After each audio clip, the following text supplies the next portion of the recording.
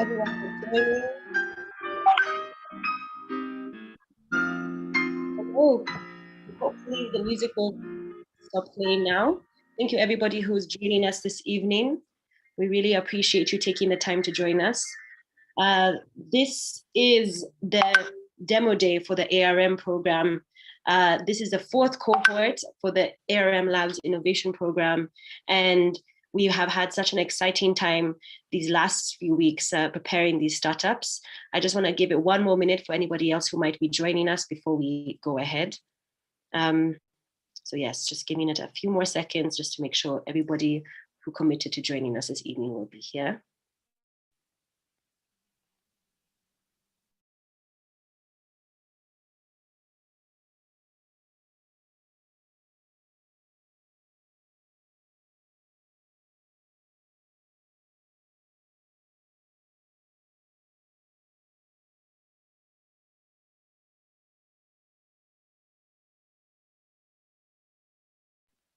All right, I think we should get started.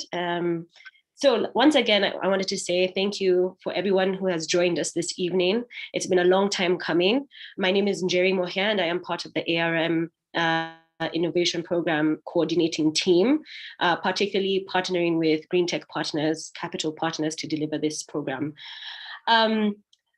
Just before we begin, I wanted to give some general housekeeping rules. If you do have any questions or concerns, please put them in the chat box. It is being moderated by the team and we'll be able to get to you then.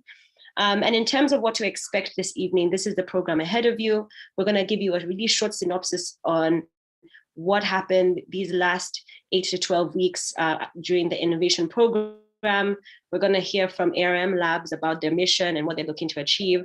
And then thereafter, each founder will have an opportunity to answer a Q&A session once you have all watched one of their pitch videos. At the end of this session, we're really excited to have the breakout rooms where all founders will have an individual space where you can engage with them one-on-one and ask whatever questions that you may have. So now moving on to what has been happening during this innovation program.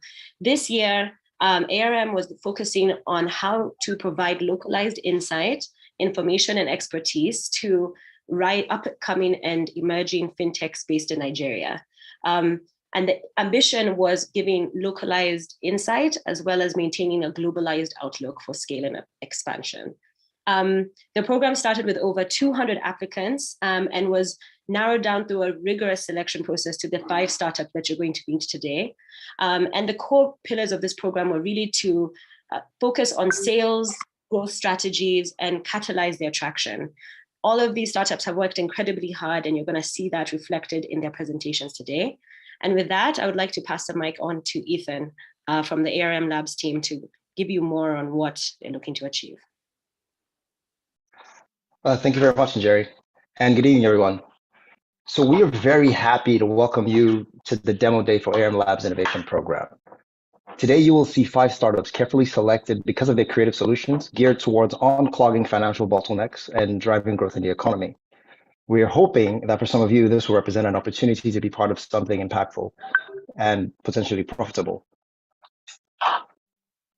For us at ARM, this is how we continue to keep the promise of pushing the innovation envelope across various levels and giving back. From an internal standpoint, where our ambassador programs cater to pre-working and young professional, all the way to external impact-driven programs like DATA, today GLE, ARM Young Talent Award, that brings together and rewards young minds seeking to make an impact. Looking to expand our desire to drive change externally and innovation, of course, we created ARM Labs, which is why we're here today. This initiative takes 2 tiers. The first one is an innovation program, the ARM Labs Innovation Program. Today is the demo day for the ARM Labs Innovation Program. It is essentially an incubator program that supports fintech startups within our local ecosystem with seed funding of up to $50,000 because charity begins at home. The second tier is an international accelerator called the ARM Labs Lagos Textiles Accelerator, a program in partnership with one of the biggest accelerator companies in the world, Techstars. Techstars has invested in over 3,000 startups with a combined market cap of over $172 billion. This is the first of its kind when it comes to accelerator partnerships on this side of the continent. Now, some of you listeners may be wondering, Why is a firm typically associated with traditional asset management supporting so many digital initiative gears towards digital innovation and transformation? And the answer would be simple, really. We believe in evolving to stay relevant. We believe in creating opportunities along the way of that journey. We believe in realizing ambitions and the promise of a better tomorrow for our clients, our people, and the communities in which we operate. So once again, I welcome you all, and I'll now hand over to Jerry to guide us through the presentations. Please stay present, stay focused. Thank you very much. Jerry, please take over. All right, thank you so much for taking us through that, Ethan. So just as a reminder to everybody here on the structure, we're gonna have a pitch video played first by the team here, the ARM team, and thereafter we'll have a Q&A session. Please make sure to keep your questions brief, and then you will be notified in the chat, and I will also do some notifying as to what to expect when we're going to be transitioning between founders. And as I said earlier, there will be breakout rooms, so don't worry about if you don't get to answer your question during the session, you will have that chance later on. So the first founder we're going to have up today is Crediometer, and what they're essentially looking to solve for is the pain that SMEs feel when it comes to receiving payments for business transactions when they're based in Nigeria and I guess Africa at large. And essentially what Crediometer is aiming to do is provide SMEs with an ability to bank more efficiently, as well as give an innovative payment solution. So with that, I would like to hand over to the video.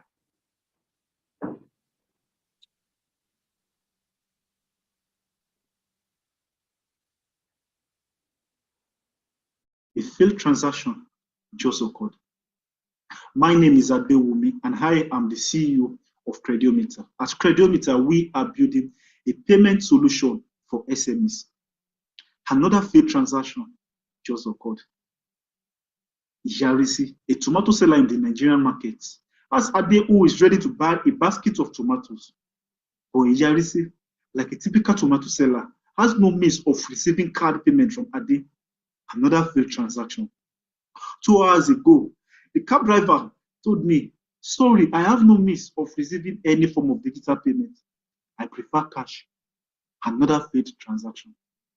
Like this, over 41 million SMEs still struggle to receive payment, losing trillions of dollars yearly in business transactions as the primary means of receiving payment is cash. At Crediometer, we are offering a full stack online and offline payment solution for growing business owners of all shapes and sizes, from the tomato sellers in the African market, to the artisans, to the farmers, to the cab drivers. And how we do this? We are disrupting the African 900 cash-driven market, well positioned to drive financial inclusion to the last mile and build a 1 billion business in Africa. With just 3 clicks, we are enhancing the way SMEs now receive payment. First, by clicking on the amount they want to charge. The next is by tapping the credit reader device or inserting the ATM card on the credit reader device and entering the PIN. Again, the first is enter the amount on the mobile phone, insert the ATM card, and enter the PIN. This is simple to use for typical SMEs with no technological know-how required. Again, we offer banking services to these SMEs by providing them a business account and an ATM. To open an account with us, all required is your business name and the phone number. To authenticate this via KYC, we ask for their BVN. It's as simple for a typical SMEs that requires no technological know-how to carry out financial services using Crediometer. Our business model is 1% transaction fee on every transaction on every payment transaction using our credit reader device.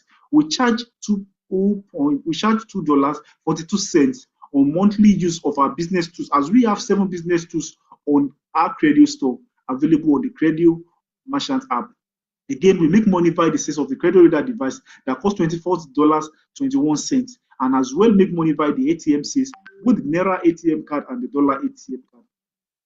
Our solution is the new pragmatic, as we are offering a cheaper means of payment compared to the regular POS that is well expensive and complex to handle. Again, we are focusing on the business owners, whereas more of the market currently focus on individuals, the likes of Paga, Team App, and Hope. For Predometer is well positioned and targeted towards the SMEs. My name again is Adewumi. I'm the second-time founder, and my co-founder Rashid Raji is also a second-time founder. We have Tommy Davis and Michael Oluwagbemi, who are currently on our advisor. We have partners who include GTP, who include UBA, Unified Payment Solution. We have Visa as a partner. We have GTP. We have even Microfinance Bank, who are all our partners. Since inception, right now we generate an average of 78,000 USD processed transactions from over 1,200 active users per month. We are recording an average of 22% user growth monthly. We have been awarded as the winner of the EU African competition. We also currently are one of the participants of the Innovation Justice Challenge 2022. And what we mean by active users are users who carry out payment transactions on our platform at least 3 times in a month. With the ARM investment fund, we've been able to order for 1,000 credit reader devices. We've been able to pay for InterSwitch Verif card directly. We've been able to apply for terminal and app certification from NIPS. And as well, we've intensified our publicity by erecting and constructing more billboards in the digital market. Now we need you. We are raising 350K to onboard our first 10,000 active users in 9 months, expanding to Ekiti, Osun, Oyo, and Ogun states as well. With our solution, a typical tomato seller in African market will now be able to receive digital payment from Ade who is ready to buy, and I also will be able to pay the cab driver easily using my card. Thank you very much. At Credometer, once again, we are providing easy-to-use payment solution for SMEs of all shapes and sizes.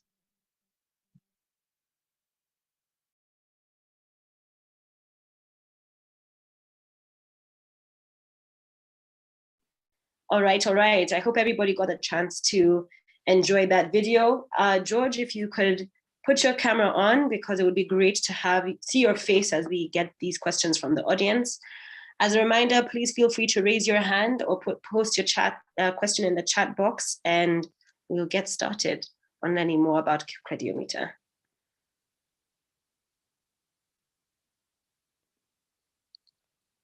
I'm just looking to see if there's any particular questions.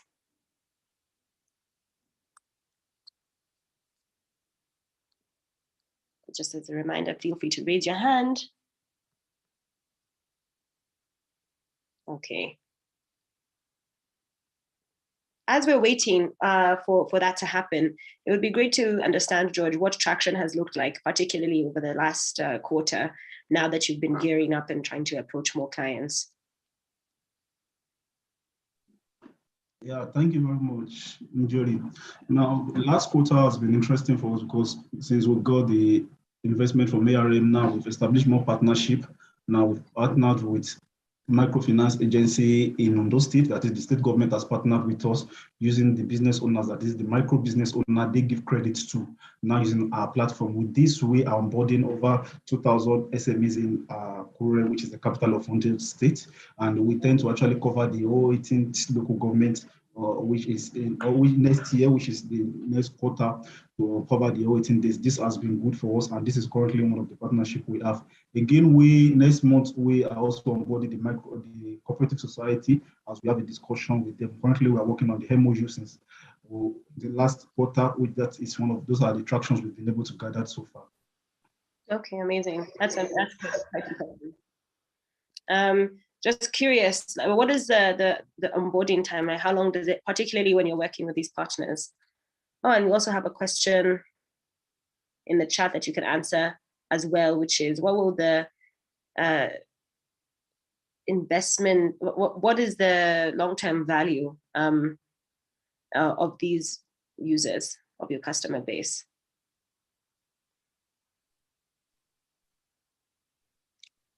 Okay, now reading the question in the group now, that what will the investment yield, that is the profit margin and the timelines. Now, okay, so what the investment will yield now, the 350K we are raising right now, one we are hoping to cover the southwest Nigeria, this is what the money is expected to do. And what we're expecting in profit margin is we are moving from our current 60K USD monthly. Now we hope to generate 50x of this in the next 3 months. This is what the profit margins will look like.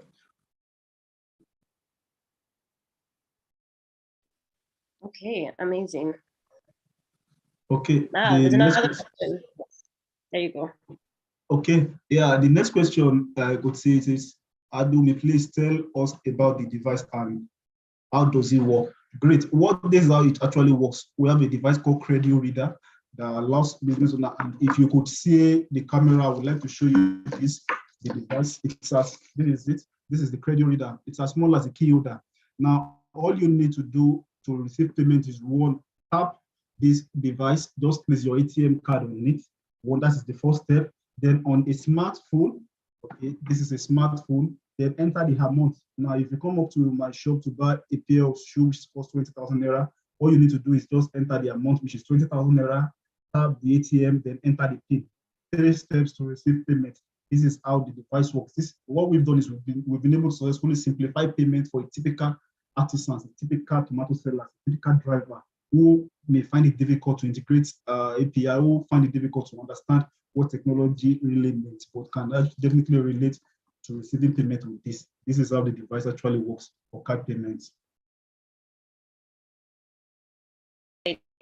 Amazing. And I think we actually have a question from our YouTube audience today, which this is from Larry O.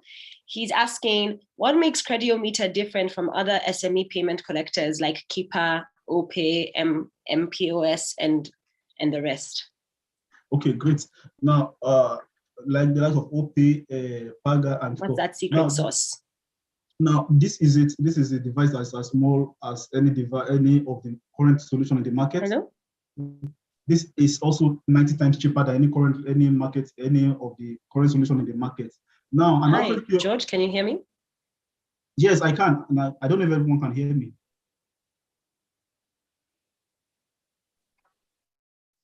Yes, we can hear you. Okay, great. We can hear you. Thank you. Okay, great. Now, what we've done is our current solution is one. We've simplified payment one by making it in terms of structure. This is so simple. And in terms of pricing, this is 90 times cheaper than any of the current solution in the market.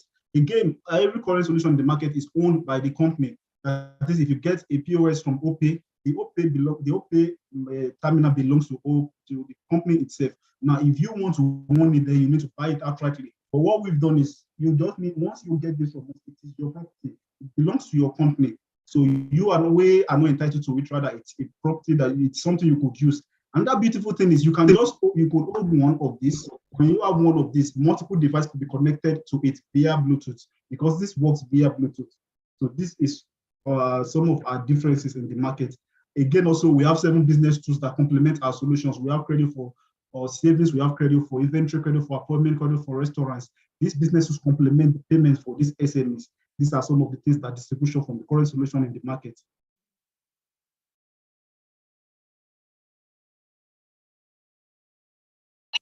Thank you. That was good.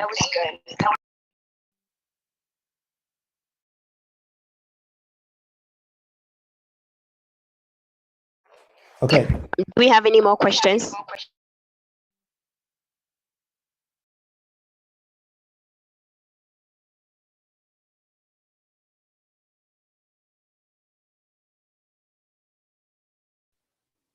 Apologies for that disruption. I'm hoping that the question was heard and answered. It's storming in Nairobi, so you know what happens when it rains. George, did you manage to answer the question? Yes, in Jerry, I successfully managed to answer the question. Okay, amazing. Thank you so much. And for anybody looking to connect with George later, like we mentioned, there will be breakout rooms and you'll be able to learn more about Crediometer there. So now moving on to our second startup of the evening, which is Keble. Keble is a platform that is focusing on how to make real estate investing accessible as well as affordable for the growing youth population of Africans and Nigerians to start. Through Keble, Nigerians will be able to invest in real estate for as little as $10. So with that, let's watch the video.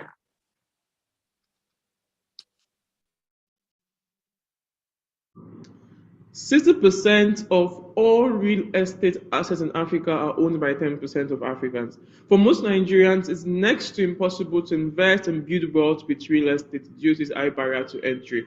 Keble solves these by partnering with the very best of real estate developers and allowing them our users own fractional shares of these properties, regardless of their location, for as low as $10.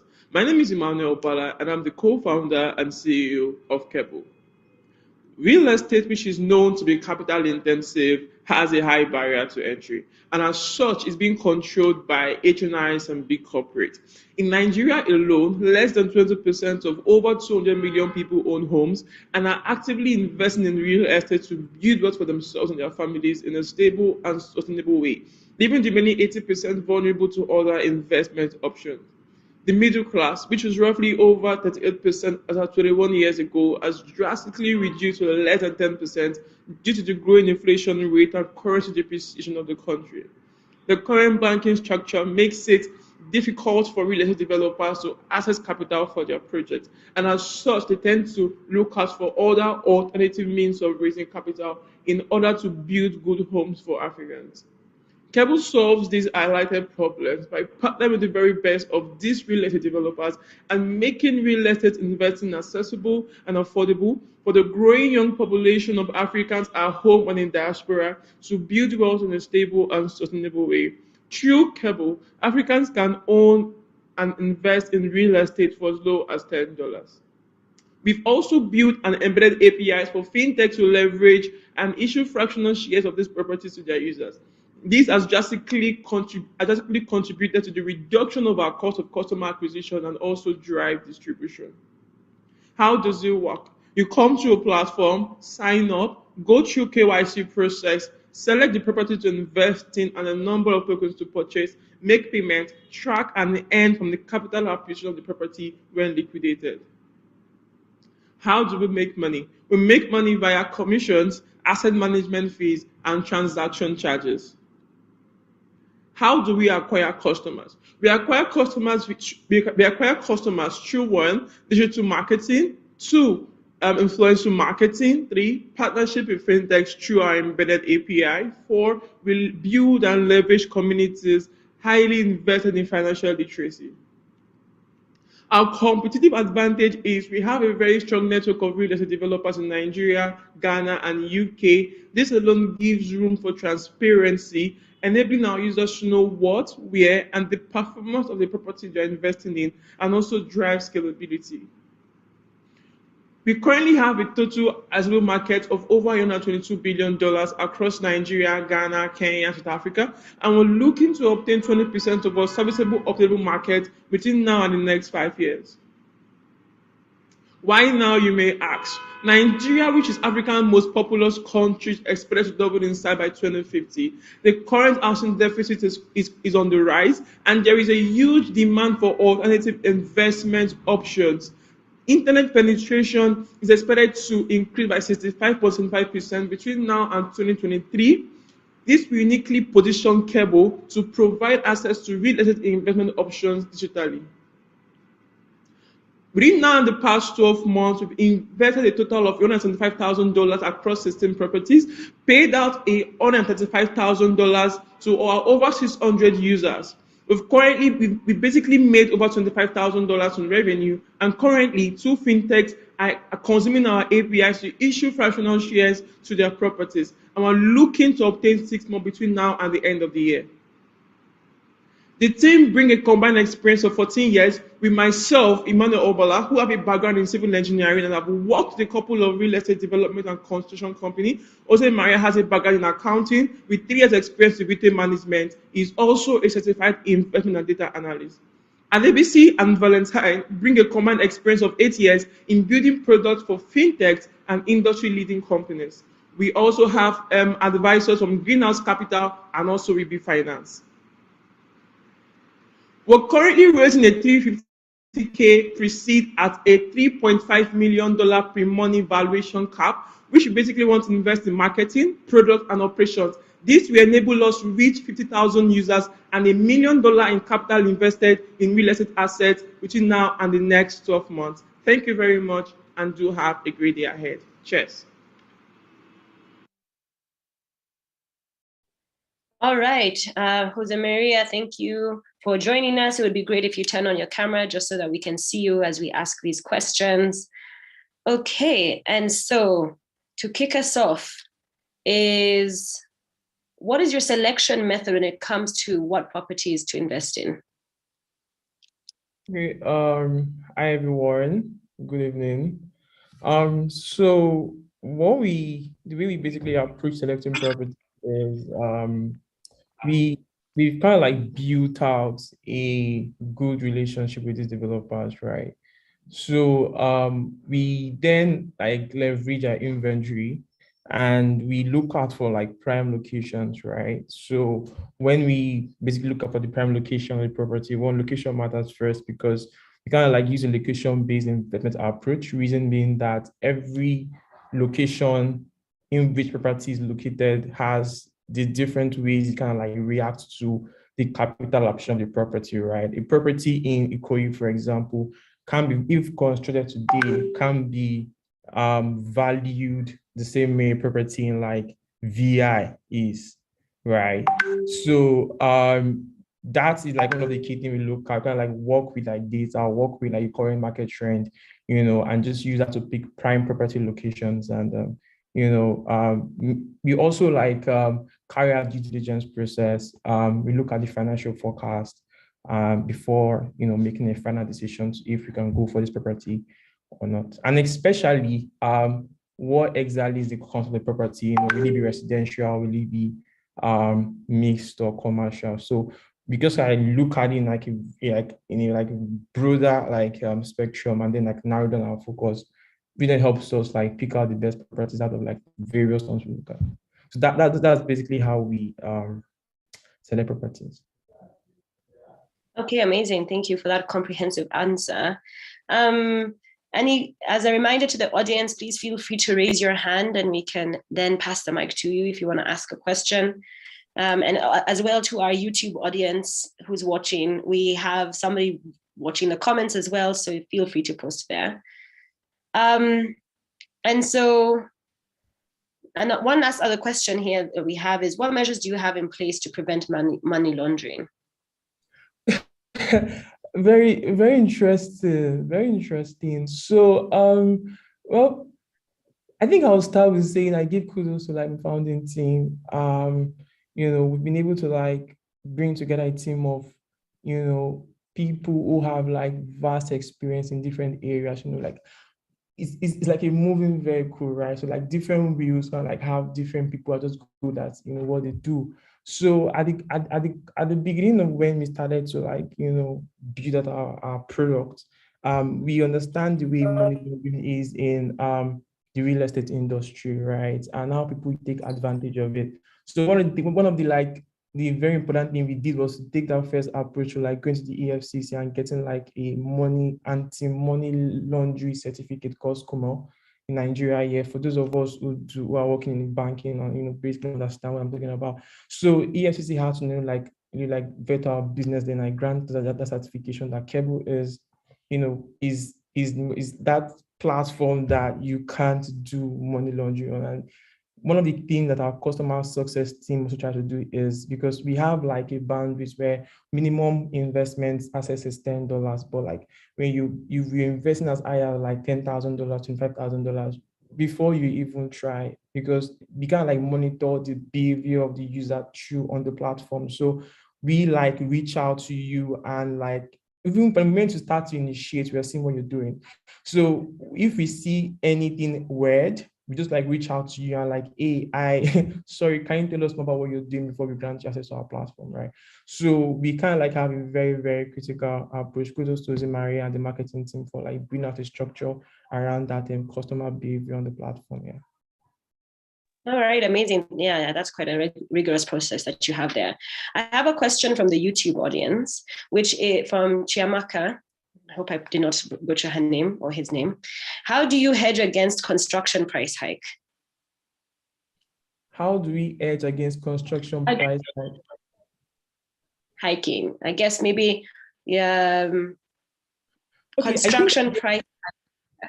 I think I get where she's going. She's basically talking about inflation of basically inflation in like in prices, right? Because there is this thing where you know, when the inflation rate is increasing, the price of the property, the price of goods and services also increases. That way, the property price also increases. So I get a question, but like I just want to like reconstruct that and say that we don't develop properties, right? That question can be tailored to people who develop properties. Then you can now ask them, how do you deal with inflation, right? Then developer tell you like, oh, so typically, because we work in this space, what we see developers do is they have a particular amount that they've budgeted on for construction, basically through BOQs. For those of us who are, in the construction architecture space here, when I'm talking about, so like there's something called BOQ, bill of quantity. It's more like a budgeting paperwork that is done that gives an overall budget of what it will cost to construct. So that kind of like helps to make an information on how much each property be sold, how much each property be sold out for. So if you realize that at the cost of like delivering on construction and you're getting more materials, right? The prices are increasing. It's more like it's going beyond what you're seeing. Then what the developer just do is to increase the price of the property just because he wants to make profit. It's basically the prices that when it goes to market to get supplies, the prices that he's seeing now that is basically not what he budgeted for is eating into his profits. So he just increases the prices. And sadly, it's happening right now in Nigeria. The reason why you see, more developers prepare doing like premium properties and just look out for the 1%, which takes us back to what Keble is doing and saying, how do we make real estate investing accessible? So yeah, that's the way I would have answered that. Okay, thank you so much. Thank you for being able to turn that around. Well, that brings us to the end of our Q&A time. So everybody who's interested in learning more about Keble, how it works, how to invest maybe in Keble or invest through Keble, please join them in the breakout rooms later. Next up, we have Register. And Register is essentially an all-inclusive digital platform that provides quick, easy, and a simple access to financial services for the unbanked individuals as well as micro businesses based in Nigeria. Please enjoy the video.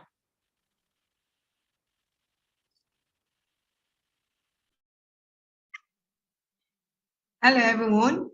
I welcome you all to Register, the first digital bank focusing on the 600 million underserved in Africa. 6 years ago, my mom was an unbanked micro business owner who needed $200 to pay for her shop rent and to buy stocks to meet the demands of our customers.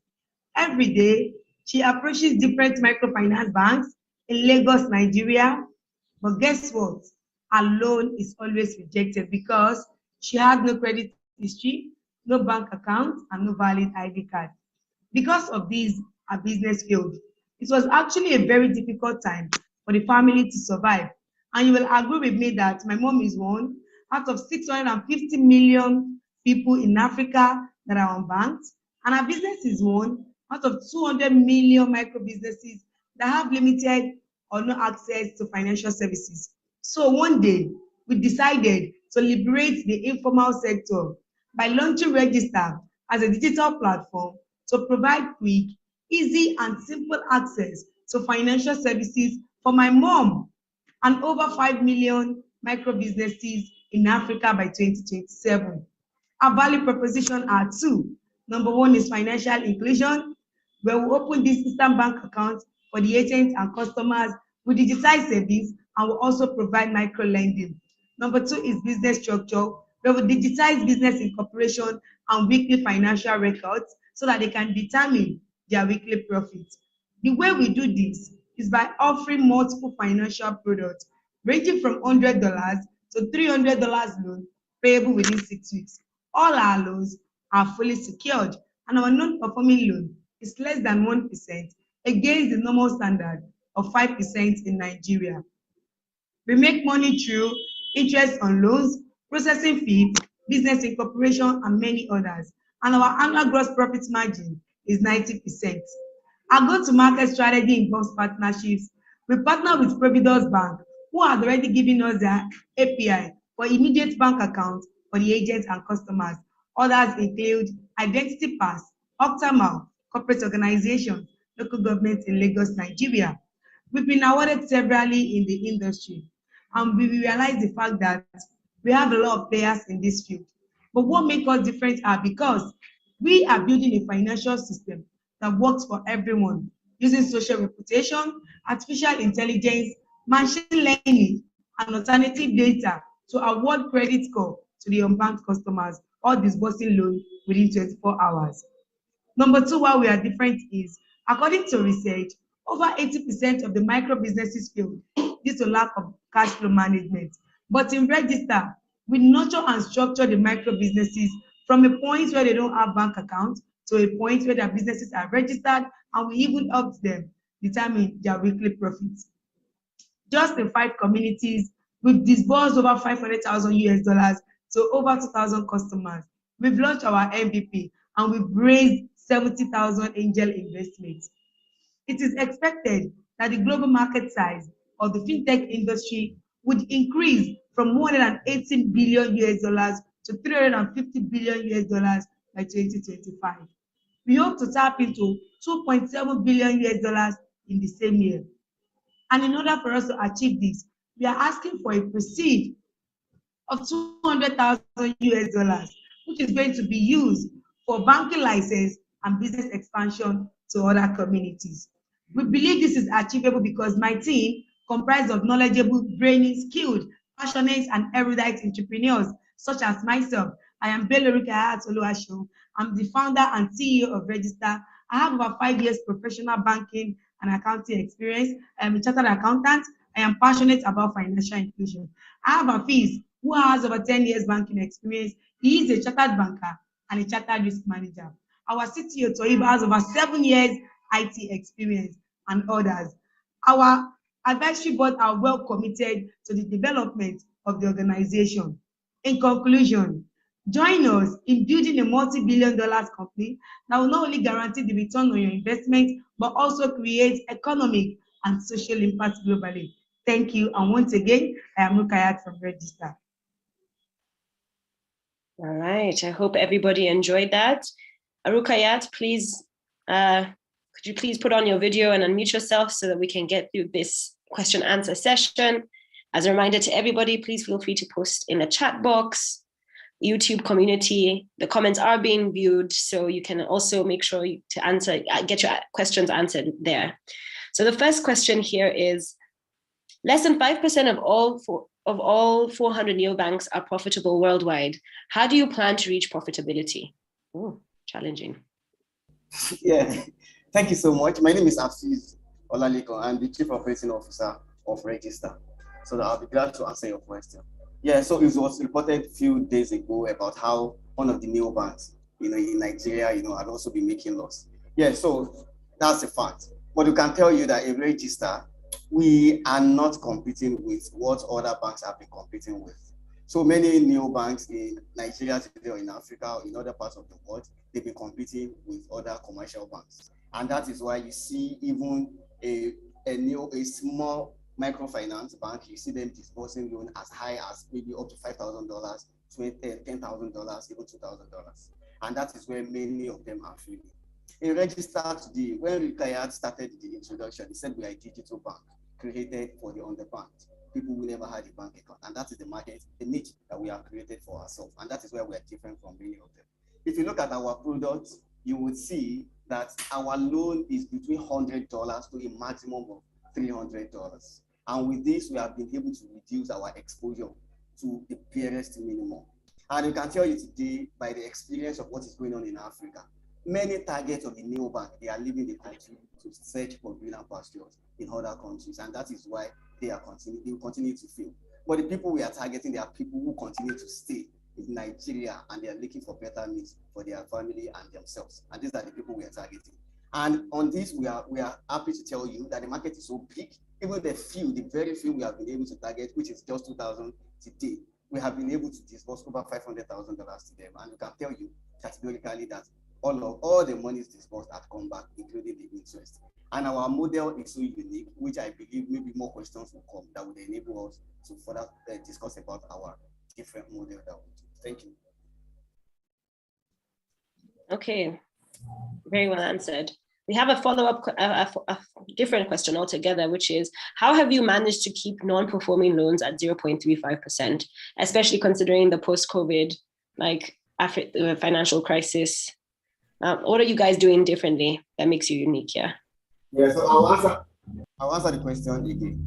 Okay. So first of all, I answered part of the question there that we don't disburse above $300, and we have 3 levels of customers in register. We have tier 1 to tier 3. Tier 1 customers are those customers who never had a bank account. At that point, when they are joining register, the maximum they could access is $100. In Nigeria, today, $100 is a maximum of 50,000 naira, and they stay on that level with us for a minimum period of 6 months before they can go to tier 2. So tier 2 customers are those who already have a bank account or BVN, and the maximum they could access in register at that point is $200. Then before they can now go to the third level. The third level are those ones that businesses are registered with Corporate Affairs Commission. If you look at this category, so register is created to groom the micro businesses from one point to the other. And all these things that we do, the people within the society, they're noticing it. So when they join register, they join with a heart to come and grow with register and not to just take money and run away. So that is the first. So the second is this: we have different 4 products in register that are tailored to solve the basic and financial needs of the people at the bottom of the pyramid. I think Kayat would want to buttress on this. So thank you so much for that wonderful question. We've been able to keep our non-performing loan less than 1%, against the normal standard of 5% in Nigeria. And simply because register is solving the fundamental and basic needs of the people at the bottom of the pyramid. We have 4 products that are tailored in accordance with the SDG and which our customers will never want to miss. Number 1 is the micro lending, which we give them money to support their businesses. And aside from that, I want to also believe that majority of our customers, like while I was growing up, my mom would tell me, look, I have to go and buy 1 cup of rice. The 1 cup of rice is actually too difficult for us to buy. But in register, over 90% of our customers have at least 1 bag of rice at home. That way, they will not have to worry about buying 1 cup of rice when they know they have register at their backbone. And also, today alone, we process about 50 school fees made simple loan, which means we pay for our customer child or children's school fees as the case may be. While they are servicing their micro lending loan, they are rest assured that register is also there for them to pay for their child or children's school fees. And we also have a product called Buy Now, Pay Later. Our BNL, it simply means asset financing. And what do I mean by that? Today alone, we bought 2 freezers for 2 customers. They don't have to worry about all of those things. If they want to pay for their shop rent as well, register is there for them. We actually tailored all our solutions intentionally to tackle hunger and poverty in Africa. And I want you to trust me, 90% of our customers are returning, if not 100%. So they don't have anything to go out with our money. They even pay our money even before the due time because they know once they apply, they are getting the loan immediately. And I want you to also know, we've never recorded any loss since inception, and that's why register is different from others. Thank you. All right, thank you so much for that addition piece. There were some other questions, but in the interest of time, I will continue. As I mentioned previously, there will be breakout sessions where you'll be able to speak to Afis and Rukayat individually and get all of your questions answered. All right, thank you so much, guys. And now moving on to the next startup of the evening, which is Toju. Toju is essentially looking to democratize access to financial services, particularly focused on the underserved population in emerging markets. And they're looking to do this by digitizing existing informal financial service operations and connecting them to formal financial service providers. Over to the video.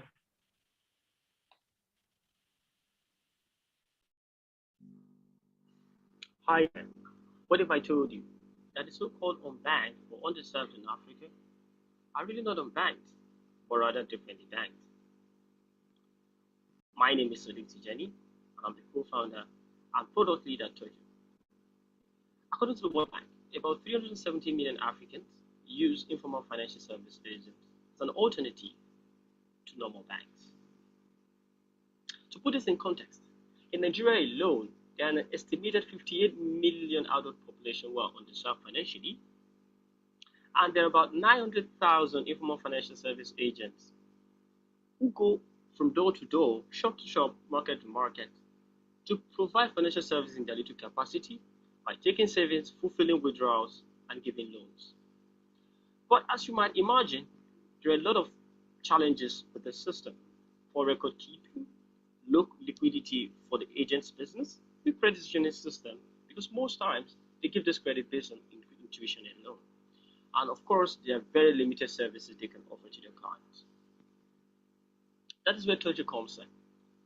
We have built a network of financial services that we are democratizing to the informal financial service agents.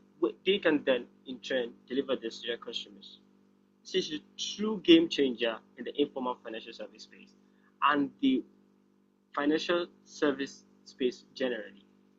Because this allows every informal financial service agent, about 900,000 of them in Nigeria alone, to offer extensive financial services to everybody in any nook and cranny of Nigeria and an extension of Africa. The market is estimated at about $25 billion a year in Nigeria alone. This is quite huge. You might wonder, how are we different from our competition? There are quite a lot of solutions coming up to address the issue of the underserved in developing economies like Africa. But what we are doing is we are not competing with informal financial service agents. Rather, we're supercharging the process by addressing the daily operational issues they have, as well as the daily operational issues their customers have. These customers are largely people who play in the informal space, which is largely a cash-dominated space. This can give a pointer to the fact that the financial services designed today necessarily do not fit into the system. In addition to that, we're also providing additional revenue because now the agents can then offer more services to their customers. Our business model is straightforward. We take commissions on loans facilitated, on savings interest, insurance facilitated through our system, as well as data monetization by introducing more services to the agents and these end customers.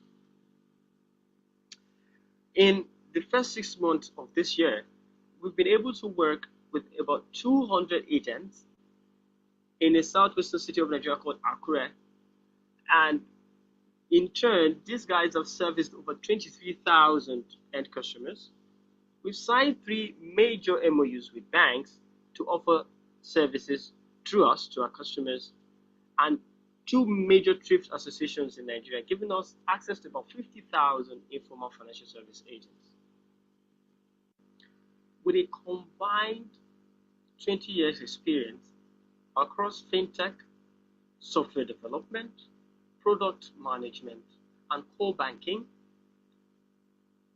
we are truly the team to deliver this. I can't think of a better team to building this at this time. We are looking to raise about 600,000 now pre-seed round to enable us increase our marketing, improve on our technology, operations, and infrastructure. From the 600,000 we're looking to raise, we've already raised 160,000, 100,000 from grants, and 60,000 from investors such as you. Why don't you join us in building the future of finance in Africa and the world in extension? Thank you.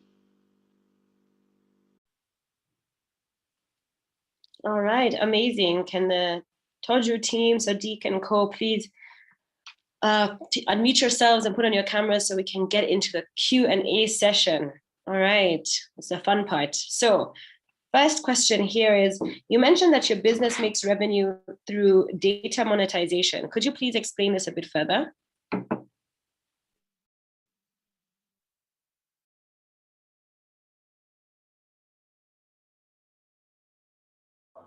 Hi everyone. I'm Sadiq.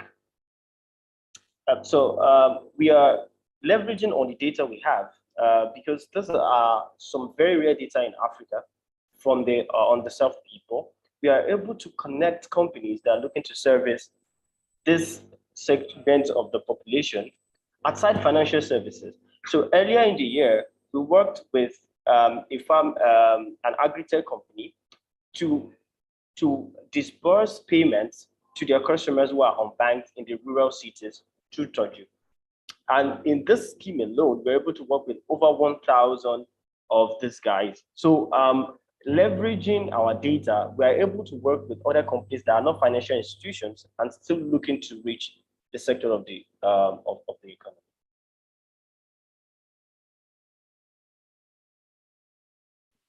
Thank you for that. All right, just a reminder to the YouTube community who's watching out there, please feel free to put your questions in the comments. It's being moderated and they will get to us here so you can get your answers. And for everybody in the room, feel free to raise your hand and I'm happy to call on you.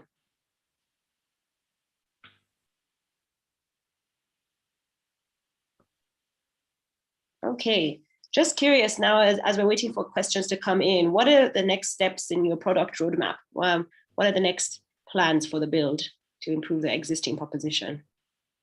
Yeah.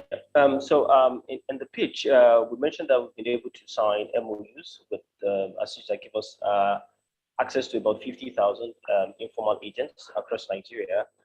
That's why we're looking to raise this fund so that we can go ahead and onboard this 50,000 agents across Nigeria. Also, we've just secured partnerships with banks to offer extensive financial services. Before now, we could only do a little, but now we are able to provide micro insurance and also extend credit services to this population. All right, thank you for that. That is quite clear. Amazing traction that you guys have made in the last 6 months. It's quite impressive. I guess just speaks to the market need and demand. I'm just going to give an opportunity for any more questions. If not, people can join you later in your breakout room and get to know more about what you're looking to achieve and how you're growing and what the roadmap looks like. Okay. And so, ladies and gentlemen, we are now moving to the last stop of the evening. I hope you're all still with us and energized. Definitely worth the time. And so I'll now move on to introducing TradeLender. And what they're looking to do is use alternative data to support the trade and e-commerce and commerce value chain, by providing working capital, local purchase, and invoice discounting finance facilities to retailers. Over to the video.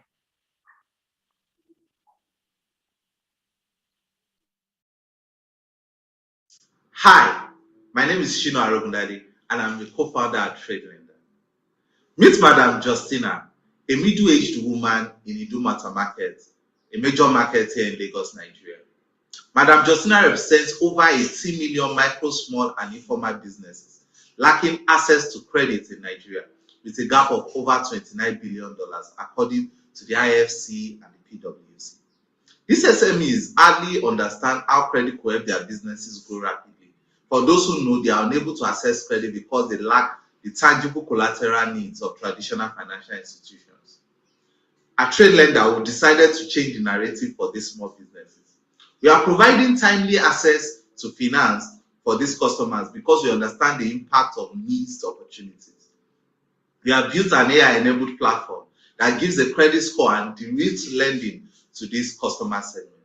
We have included other value adds like micro investments, micro insurance, micro pensions to help these customers grow and thrive. Today, we make money by charging a 5% monthly interest on disbursed funds, as well as make money through commissions from other value adds. In terms of acquiring these customers, we have gone with what we call the PAR approach. Partner with existing aggregators and structured markets, acquire these customers, and convert them to our ambassadors, whereby they refer customers in their networks. This opportunity presents a big market with a gap of over $5 trillion across emerging markets. Like earlier mentioned, Nigeria is a $29 billion gap, and we hope to achieve 2.5% of this over the next 5 years. We have interesting competition in the space, all looking to support SMEs, but the gap remains huge. However, what stands us out is our ability to keep our non-performing loans below 1%. Our focus on ethical financing and our proprietary credit analysis are gory. Since we started operations in July 2021, we've partnered with 13 amazing aggregators and structured markets to provide solutions to these businesses in their networks. Achieved revenue of over $65,000, achieved a 6-hour disbursement cycle while servicing over 1,000 businesses.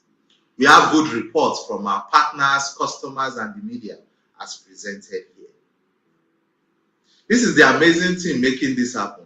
Additional, a second-time founder who had previously worked with Stanbic IBTC, leading payments and providing access to market for SMEs through the One Kiosk Africa platform.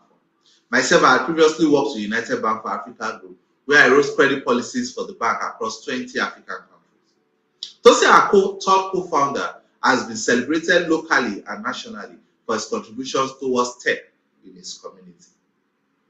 We also have amazing advisors providing us with strategy and finance. The likes of Mr. Aiz, who is the Chief Investment Officer for Shell, Mr. Yemi, who leads capital investments at FNDQ, Dr. Eriata from the Lagos Business School, Joy Amwan from the Labe team.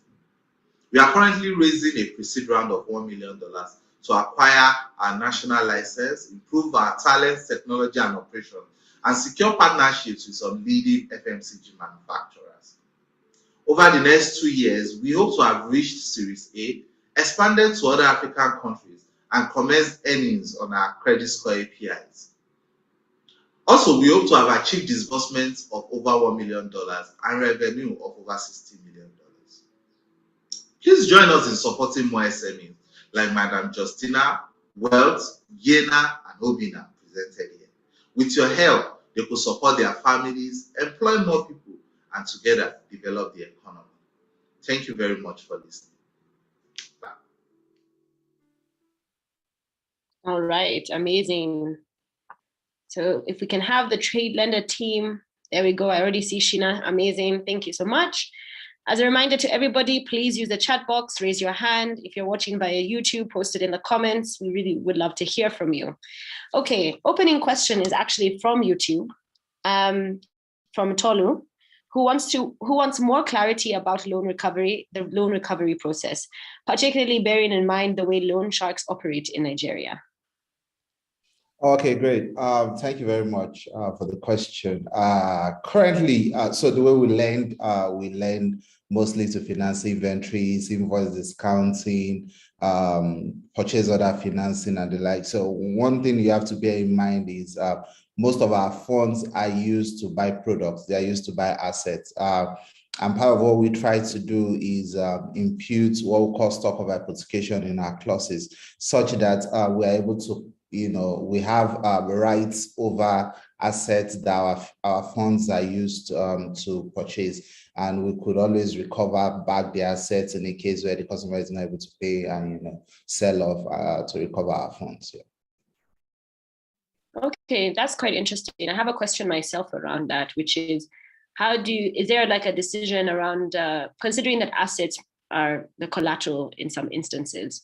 Obviously, asset value and the sort of quality of assets and maintenance of assets, how do you manage that piece, particularly when it comes to the recovery process? Okay, so one thing, it's a growing process, right? And we are developing around that process as it's fair today. But one thing that is interesting is as we grow, what we've tried to do is we've tried to continuously develop suppliers where, for customers that probably you want to buy inventories, we've decided to, continuously build distributors around certain products, such that we know distributors or customers that are able to sell quality products.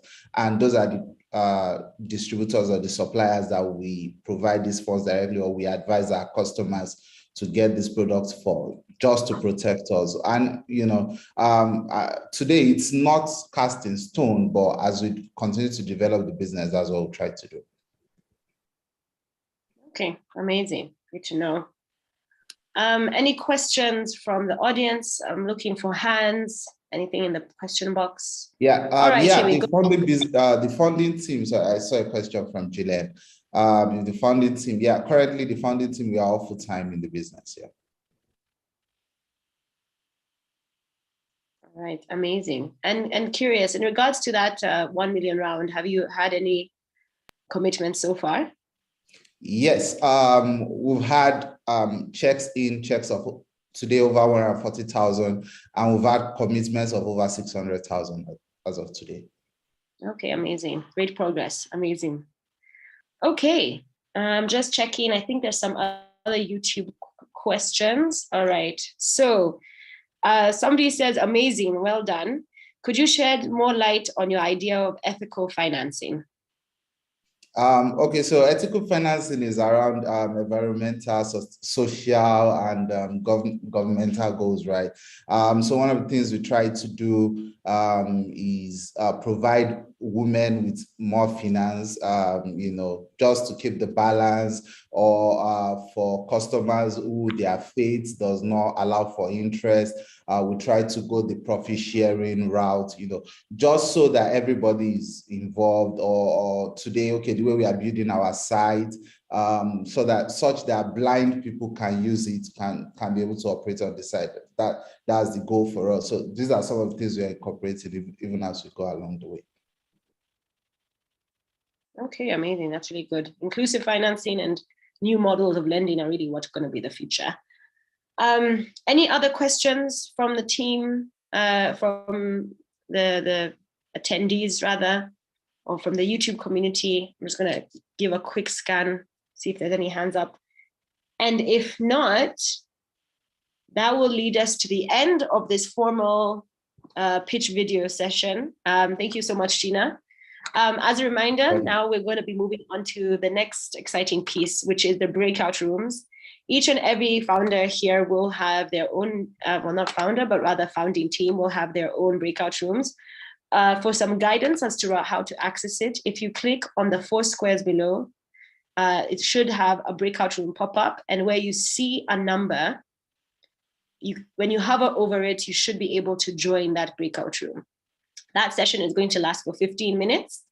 And then please, once you join the breakout rooms, after the 15-minute mark, we will bring you back here for some closing remarks from the ARM team. So please don't leave.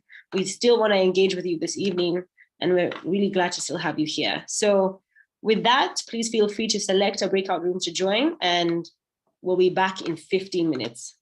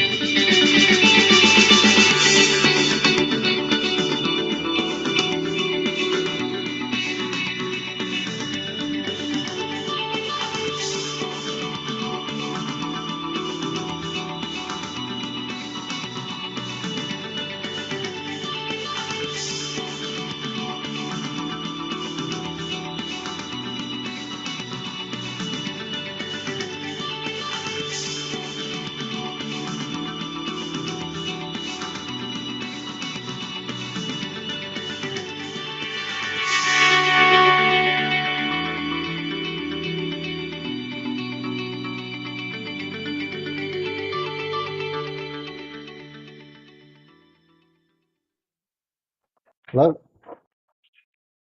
Okay, fantastic.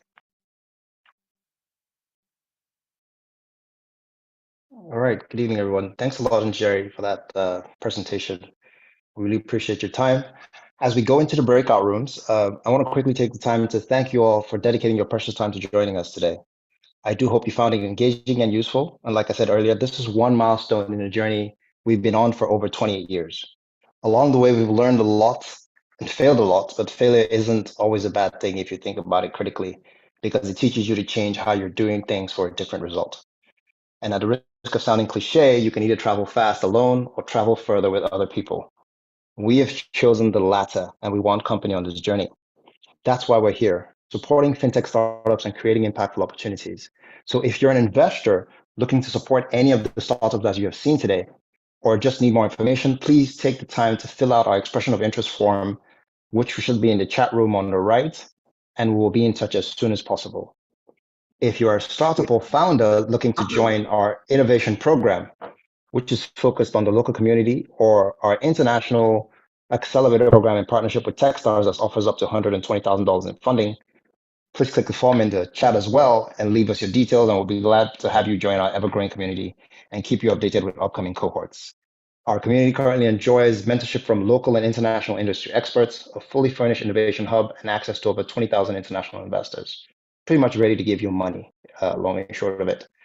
If you're not an investor, this is a third category, or even a founder for that matter, and you wish to support in one way or another, you're looking to give your time in the form of mentorship or any other way you can think of, please fill out the form anyway, and we'll figure out a way to work together. I want to thank Greentec Capital Partners for helping us manage the innovation program to fruition. They've been amazing. I want to thank everyone else that has been behind the scenes making this possible in the various teams, IT, DFS, Digital Financial Services, and the board and management of ARM, because without that mindset, again, we would not be here today to make this possible. Once again, I thank you all, our participants, as we look forward to making this journey together. Thank you very much. Do enjoy the rest of your day. Please take the time to go into the breakout room if you're here. And if you are on other streaming platforms, do not forget to fill out our expression of interest form. Thank you very much. Have a great day.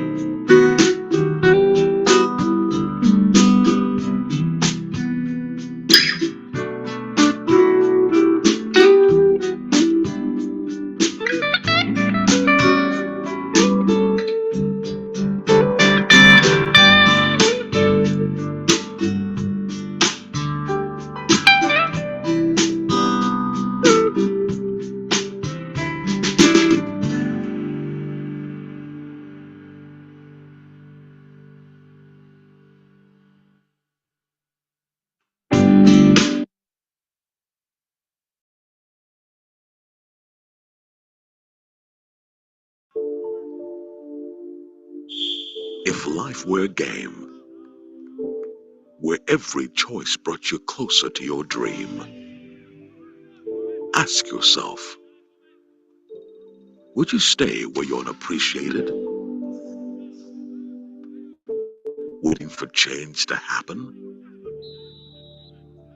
Or would you somehow take that first step to changing things for yourself? At ARM Pensions, we believe in taking action, because when it comes to your retirement goals, it's not about who you are, it's about who you play with. Join the team of more than just pension managers. Join the team that appreciates you. Switch to ARM Pensions today.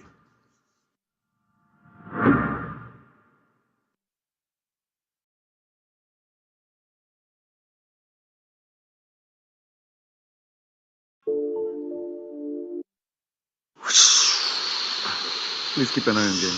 Oh, that's all right. Uncle Paul, look! I want to be a pilot when I grow up. That's good. I've always wanted to be friends with a pilot. Uncle Paul, what's your job? I help people understand things. Like a teacher? Almost. I help explain to mummies and daddies what they can do with their money. I help people build stuff. And I'm always there when they are happy and when they are sad. I help people grow all kinds of things. You're a farmer! Not quite. I help people keep and grow their money so later they come back when it's bigger for themselves. You're a magician! Just like a pilot, I help people move from where they are to where they want to be. Thank you, Uncle Paul. Pilot. ARM. Invested in your tomorrow.